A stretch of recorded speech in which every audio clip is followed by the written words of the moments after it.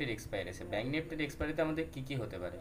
Bank নিফটির এক্সপায়ারিতে দেখো, market যে closing দিল, প্রথম এটা দেখো মার্কেট ক্লোজিং কোন লেভেলে দিয়েছে। এখানে একটা শুটিং স্টার ক্যান্ডেলের সাথে ক্লোজিং দিয়েছে, শুটিং স্টার ক্যান্ডেলের সাথে ক্লোজিং দিয়েছে মার্কেট। আবার যদি দেখি 31 জুলাইয়ের মানে আজকের ডেটের 11:25 ক্যান্ডেলে এখান থেকে রিজেকশন নিয়েছে।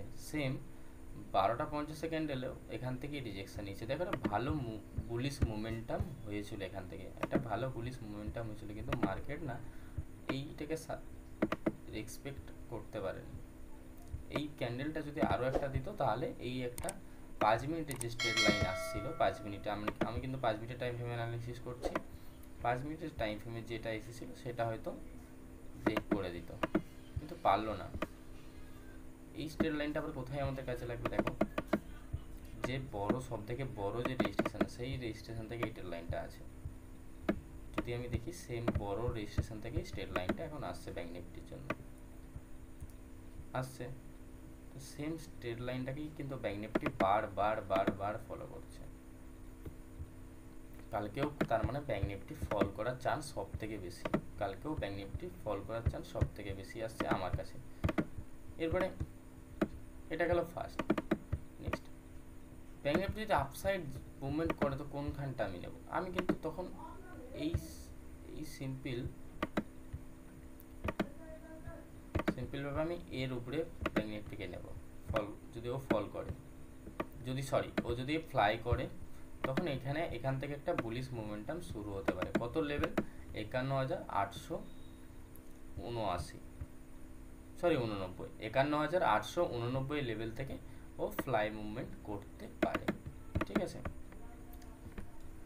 নেক্সট, আমি আমার পার্সোনাল ভিউয়ের দিক দিয়ে যদি আমাকে কেউ বলে যে এখন আমি যদি বাইং করব ব্যাঙ্ক নিফটিতে, আমি ব্যাঙ্ক নিফটির বাইং করব না, কারণ ব্যাঙ্ক নিফটিতে আমার কোনো দিক দিয়ে আমি বাইং দেখতেই পারছি না। একটা জিনিস দেখো, মার্কেট এখানে তুলতে চেয়েছিল, মার্কেটকে পারেনি। একটা ভালো মার্কেট সাইডওয়েজ করার পরে এখানে তুলতে চেয়েছিল, পারেনি। এখানেও তুলতে চেয়েছিল মার্কেট, পারেনি। এখানেও তুলতে চেয়েছে, পারেনি। এখানেও তুলতে চেয়েছে, সেম জায়গা থেকে আবার রিজেকশন নিচ্ছিল, মার্কেট বন্ধ হয়ে গেছে তার মধ্যেই। তাহলে আমি কোথাও না কোথাও অনলি সেলিং দেখতে পাচ্ছি। যদি আমি এই জোনটাকে রেকটিফাই করি, তাহলে আমি কোথাও না কোথাও পুরো জোনটা দেখো, পুরো সেলিং জোনের মধ্যে হয়ে আছে। এই জোনটাকে আমাকে খুব অ্যালার্ট থাকতে হবে। যদি আমি আপসাইড যাই, ধরো আমি আপসাইড গেলাম, আপসাইড আমি যাচ্ছি, আপসাইডে আমার ব্রেক করলো এই লেভেলটা, আমি আপসাইড যাচ্ছি, জাস্ট আমি শর্ট লট, 1 লট বা 2 লটে আমি যাব, এটা আমার লট সাইজ হবে।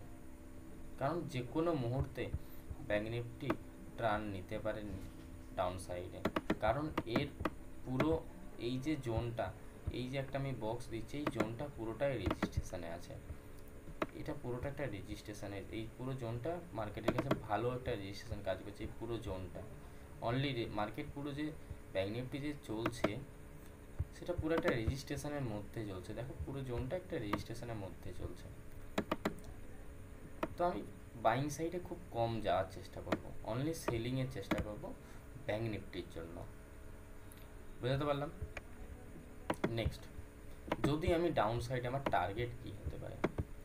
ফার্স্ট টার্গেট, যদি মার্কেট ডাউন সাইডে আসে, ফার্স্ট টার্গেট নিজেদের চ্যাটে নোট করবে। ফার্স্ট টার্গেট আমার 51,265, ফার্স্ট টার্গেট। সেকেন্ড টার্গেট কী হবে? সেকেন্ড টার্গেট হবে প্রিভিয়াস ক্লোজ এর নিচে 51,142। থার্ড টার্গেট আমাদের কি হতে পারে? থার্ড টার্গেট হবে আমাদের প্রিভিয়াস ক্লোজিং 50,942। ওকে। যদি আপেই যাই, এখান থেকে ধরো ফ্লাই করতে শুরু করলো, এগুলো সব নিল না, ফ্লাই করছে, ব্যাঙ্ক নিফটি ফ্লাই করার চেষ্টা করলো। কালকে যেভাবে ধরো এইচডিএফসি কালকে আপসাইড মুভ করতে শুরু করলো। আজকে এইচডিএফসিকে দেখা হয় না, দেখেন শেষের দিকে অ্যানালাইসিস করছে এইচডিএফসিকেও। তো এইচডিএফসি ধরো আপসাইড উঠতে শুরু করলো, তার মানে ব্যাঙ্ক নিফটি উঠবে। তো এইচডিএফসি স্টকটাকেও আমাদের ব্যাঙ্ক নিফটির জন্য দেখা খুব জরুরি, বিশেষ করে এইচডিএফসি আর আইসিআইসিআই, এই দুটো ব্যাঙ্ক আমাদের ব্যাঙ্ক নিফটিকে মেন কন্ট্রোল করে। যেমন বাড়ির একটা মেন মাথা হয়, সেরকম এইচডিএফসি আর আইসিআইসিআই, সব থেকে বেশি হচ্ছে এইচডিএফসি পুরো ব্যাঙ্ক নিফটিটাকে কন্ট্রোল করতে পারে। তো কোথাও না কোথাও যদি আমার আপসাইডে যদি মুভমেন্ট করে, ধরো এই লেভেলটা আমার ব্রেকআউট করে দিল, আমার কথার মতন এই লেভেলটাকে ব্রেকআউট করলো, ব্রেকআউট করার পরে এখান থেকে আমি কত লটে এন্ট্রি নেব বললাম, জাস্ট 1 থেকে 2 লটে এন্ট্রি নিয়ে, জাস্ট 1 থেকে 2 লটে আমি এন্ট্রি নেব। আমার ফার্স্ট টার্গেট হবে 52,200, ফার্স্ট টার্গেট হবে হ্যাঁ 52,228, 52,228-এর থেকে বড় রিজেকশন আছে ব্যাঙ্ক নিফটির কাছে। সেকেন্ড টার্গেট হবে 52,362। ওকে, তারপরে যদি ব্যাঙ্ক নিফটি আপসাইডে যায় তাহলে কোথায় যাবে? ব্যাঙ্ক নিফটি যদি তারপরেও আপসাইডে যায়, কোথাও না কোথাও ব্যাঙ্ক নিফটি প্রিভিয়াস, এই দেখো মার্কেট আরও একটা জিনিস দেখো, আপসাইডের টার্গেটটা বলে দিই তারপর বলছি। এই লেভেলটা টার্গেট হয়ে দাঁড়াবে,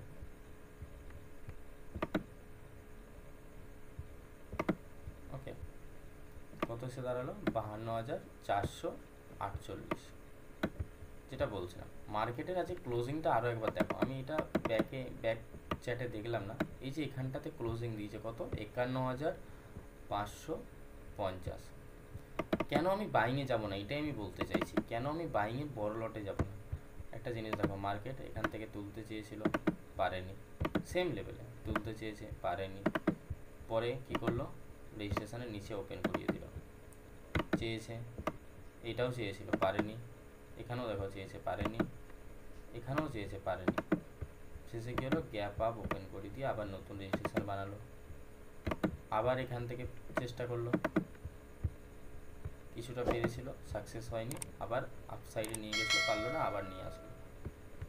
কোনো মতে ওই জায়গাটাকে নিতে পারছে না, অ্যাকচুয়ালি ও এই জায়গাটাকেও নিতে পারছে না, ব্যাঙ্ক নিফটি কোনোভাবে এই জায়গাটাকে নিতে পারছে না। তো ব্যাঙ্ক নিফটির কাছে স্ট্রং সাপোর্ট এখন কি কাজ করবে, স্ট্রং সাপোর্ট 51,265, 51,265 লেভেলে স্ট্রং সাপোর্ট কাজ করবে ব্যাঙ্ক নিফটির জন্য।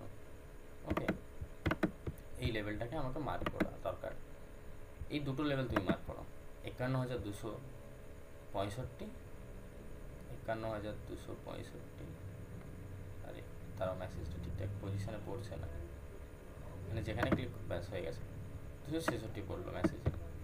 তো এই লেভেলটা আপসাইড লেভেল আমি মার্ক করব 51,936, আর তার থেকেও আপে মার্ক করব 52,446। ওকে, ক্লিয়ার? এটা হলো ভিউ। দেখো আমি আবারও বলি, ফার্স্ট একটা রিভিশন দিই, মার্কেটে বাইং যদি লাগে তো মার্কেটকে অ্যাকচুয়াল রেজিস্ট্রেশন জোন থেকে বেরাতে হবে। যদি মার্কেটকে ফ্লাই হতে লাগে আর ব্যাঙ্ক নিফটিকে যদি অ্যাকচুয়াল ফ্লাই করতে হয়, তাহলে ওকে রেজিস্ট্রেশন জোন থেকে বেরাতে হবে। সব থেকে বেশি রেজিস্ট্রেশন জোন আজকে যেই জোনটাতে ট্রেড করেছে, যার জন্য ব্যাঙ্ক নিফটি ফুল সব থেকে বেশি সাইডওয়েজ হয়ে গেল। আজকে ব্যাঙ্ক নিফটির এক্সপায়ারি ছিল, সেখানে এত সাইডওয়েজ, পুরো এই জোনটা তুমি দেখো। আজকে নিজেদের চ্যাটগুলো নিজেরা বের করো, বের করে রিটেলার তো no entry, no retailer entry হয়েছে এক, সেকেন্ড মার্কেটে নো রিটেলার, মার্কেটে যদি রিটেলার যদি না থাকে তাহলে কিন্তু ট্রেডে ইকুইরিটি পাবে না। তো ইকুইরিটি আমাদের ট্রেডের জন্য সব থেকে বেশি জরুরি।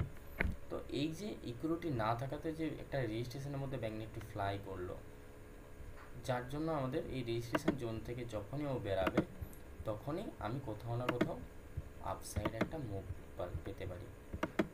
ওকে, আপসাইডে একটা বড় ফ্লাই করতে পারে ব্যাঙ্ক নিফটি।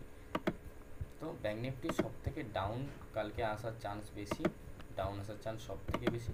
তো আমি সেলিংয়ে বড় কোয়ান্টিটিতে যেতে পারি, কিন্তু বাইংয়ে আমি ছোট কোয়ান্টিটিতে যাব, কারণ আপে কেন যাব বাইংয়ে, কারণ আপে শুধু অনলি রেজিস্ট্রেশন জোন। দেখো যদি আমি সব কিছু আমি ছেড়ে দিলাম, আমার রেজিস্ট্রেশন কতগুলো আমি তোমাকে দেখাতে পারি। দেখো 1 2 3 ওকে 4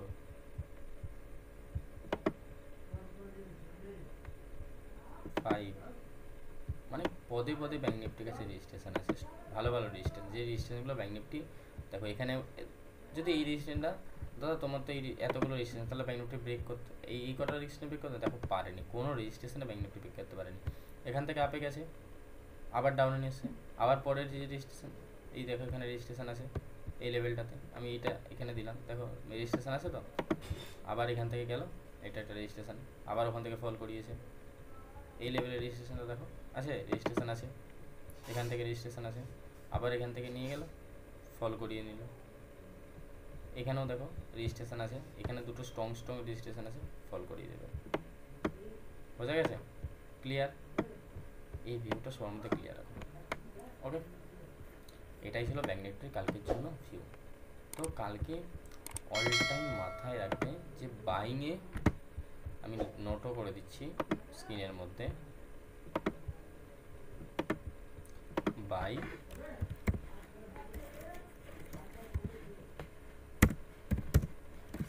1 per 2 lot, সেল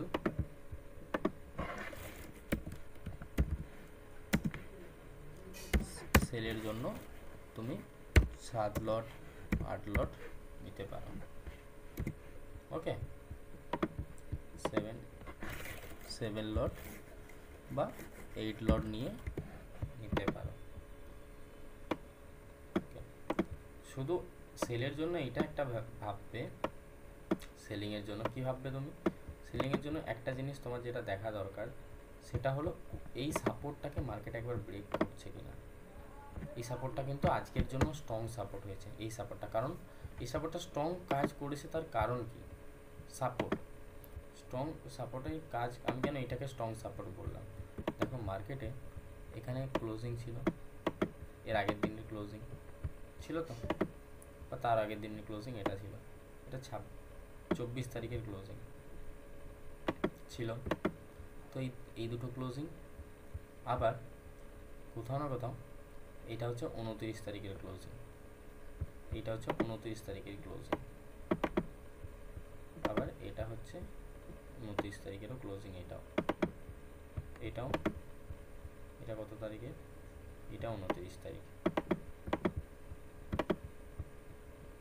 এটা 30 তারিখ। তো দেখো এই যে কটা সাপোর্ট, 1 2 3 4 5 6, তাহলে 6 দিন এই সাপোর্টটাকে মার্কেট ব্রেক করে নিচে যেতেই পারছে না। সরি 6 দিন নয়, 2 দিন না 3 দিন, তো সরি, তো এই জায়গাটাকে মার্কেট ব্রেক করে যেতেই পারছে না এই সাপোর্টটাকে। তো এই সাপোর্টটা আমার জন্য সব থেকে বেশি জরুরি। এই সাপোর্ট যদি একবার ব্রেক করে মার্কেট, নিচে বড় র্যালি করতে পারে, 1000 পয়েন্টের র্যালি হয়ে যেতে পারে। ওকে, যদি এই সাপোর্টটাকে মার্কেট একবার ব্রেক করতে পারে, জাস্ট ওয়ান টাইম যদি ব্রেক করতে পারে। ওকে, আর আপে কোন সাইডে যাবে? আপে যাব আমি এই রেজিস্ট্রেশনের ওপরে 51,938। ওকে, এই দুটো জাস্ট লেভেল মার্ক করে নাও, জাস্ট এই দুটো লেভেল। তারপর বাকি তো আমি তোমাদের বুঝিয়ে দিলাম, বাকি তোমরা স্মার্ট আছো, নিজেরা করিয়ে নেবে। ব্যাস এই দুটো লেভেলকে নিজেরা মার্ক করে নাও, প্রপারভাবে নিজেরা মার্ক করে নাও, যেই দুটো লেভেলের উপরে আমি ট্রেড নেব, আমার ট্রেড পয়েন্ট হবে। আমি এটাও লিখে দিচ্ছি কল সাইড, বাকি পুট সাইড, মিডল জোন নোটে। ওকে, যে কোনো মুহূর্তে আমি ফাঁসতে পারি, এই জোনটা এমন একটা জোন যেখানে আমি ফাঁসতে পারি। ওকে, এখানে হয়তো আমার 1-200 পয়েন্টের মুভমেন্ট হতে পারে, কিন্তু আমি ফেসে যেতে পারি। তো আমার সব থেকে একটা ট্রেডারের সব থেকে যেটা বেশি ধ্যান দেওয়া দরকার, তার নিজস্ব ক্যাপিটালকে সেভ রাখা। তো এই জোনটার মধ্যে যদি আমার সেভ না থাকে, তাহলে আমি কেন ট্রেড নেবো? হয়তো আমি মুভমেন্ট পেয়ে গেলাম, কিন্তু আমার কাছে সেভ যদি না, বিনা সেভে কি আমি মুভমেন্ট নিয়ে নেবো? তো বিকজ এটা আমার সেটআপ, তোমাদের সেটআপে তোমরা তোমাদের পার্সোনাল রিস্ক পেপার ট্রেড করতেই পারো, এডুকেশন পারপাস। জাস্ট আমি আমার ভিউ দিলাম এডুকেশন পারপাস। হ্যাঁ, এটা হলো call side, C side, B side. লেভেলগুলো আবার আমি মেসেজও দিয়ে দিচ্ছি লেভেলে, যাতে তোমরা প্রপার বুঝতে পারো।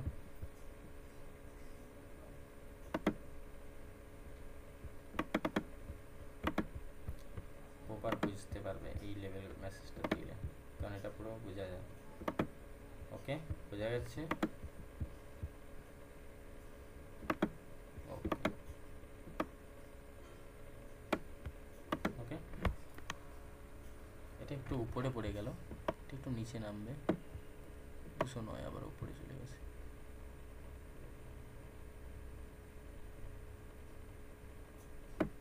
প্রপার লেভেল, ঠিক আছে? এই দুটো লেভেলকে ফলো করবে।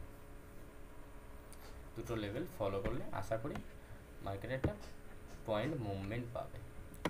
আর একটা জিনিস, ব্যাঙ্ক নিফটিতে স্ট্রেট লাইন 5 মিনিট তো স্ট্রেট লাইন একটা ভালো হয়েছে। এখানে জুম করে দেখাচ্ছি, এইখানে দেখো ব্যাঙ্ক নিফটি স্ট্রেট লাইনটাকে সকাল থেকে ফলো করেছে যখন মার্কেট আপসাইডে গেছে। তো কালকে মার্কেট একবার এই স্ট্রেট লাইনকে যদি ব্রেকআউট দেয়, ডাউন সাইডে একবার যদি ব্রেকআউট দেয়, তাহলে আমি কোথাও না কোথাও আরও একটা ভালো স্ট্রেট লাইন ফল দেখতে পাবো। কালকে হয়তো মার্কেট ডাউনেই ওপেন হলো, আশা করছি কালকে মার্কেট ডাউনেই ওপেন হবে।